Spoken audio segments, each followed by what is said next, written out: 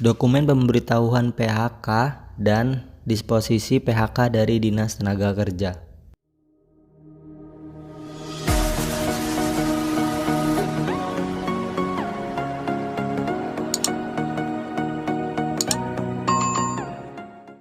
Assalamualaikum warahmatullahi wabarakatuh. Kembali lagi di YouTube channel saya, Jeffrey Afriandi. Pada video kali ini saya akan berbagi informasi kepada rekan-rekan pekerja mengenai dokumen pemberitahuan PHK untuk Dinas Tenaga Kerja serta laporan disposisi dari Dinas Tenaga Kerja untuk mengajukan klaim JKP. Pada tanggal 11 Maret 2022 lalu, Direktorat Jenderal Pembinaan Hubungan Industrial dan Jaminan Sosial Tenaga Kerja mengeluarkan surat dengan perihal dokumen pemberitahuan dan laporan PHK yang ditujukan kepada kepala dinas yang menyelenggarakan urusan pemerintah di bidang ketenagakerjaan provinsi di seluruh Indonesia. Isi dari surat tersebut adalah informasi tentang dokumen untuk pengajuan JKP.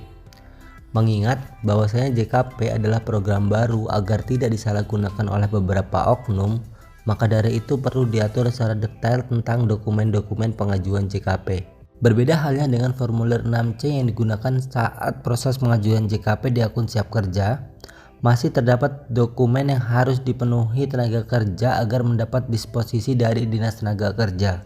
Keempat dokumen tersebut adalah yang pertama, surat pemberitahuan PHK, yang kedua, surat tanggapan tidak menolak PHK, yang ketiga, surat laporan PHK, dan yang keempat, tanda terima atau disposisi laporan PHK dari Dinas Tenaga Kerja. Contoh dari 4 dokumen yang harus disiapkan oleh teman-teman pekerja saat melakukan pengajuan JKP.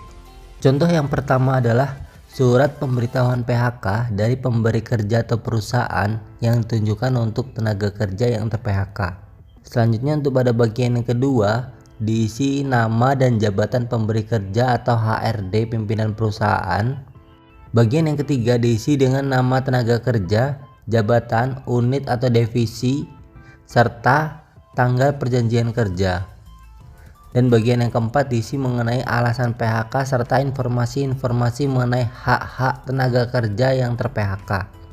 Dan untuk bagian kelima, batas tanggapan atau surat balasan yang harus dikirimkan tenaga kerja tersebut ke perusahaan. Untuk dokumen kedua yang harus dipenuhi oleh tenaga kerja adalah surat balasan yang ditujukan ke pemberi kerja atau perusahaan bahwasanya tenaga tersebut tidak menolak PHK dari perusahaan.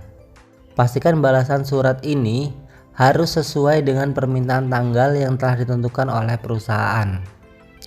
Lanjut ke dokumen yang ketiga yang harus dipenuhi tenaga kerja dalam mengajukan JKP, yakni surat pemberitahuan dari perusahaan yang ditunjukkan untuk Dinas Tenaga Kerja. Dokumen pendukung dari surat ini adalah surat pemberitahuan PHK kepada pekerja dan surat pemberitahuan tidak menolak PHK dari tenaga kerja. Surat pemberitahuan PHK ini juga telah ditentukan formatnya dari Dirjen PHI dan Jamsos sehingga nantinya para pemberi kerja serta tenaga kerja dapat mengikuti contoh yang telah disediakan. Setelah surat pemberitahuan PHK diluncurkan ke Dinas Tenaga Kerja, maka teman-teman bisa mendapatkan surat disposisi untuk pengajuan JKP.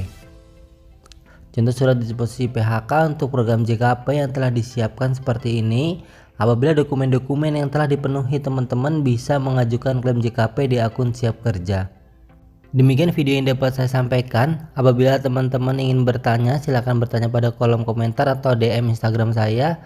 Semoga video saya bermanfaat. Sekian, assalamualaikum warahmatullahi wabarakatuh.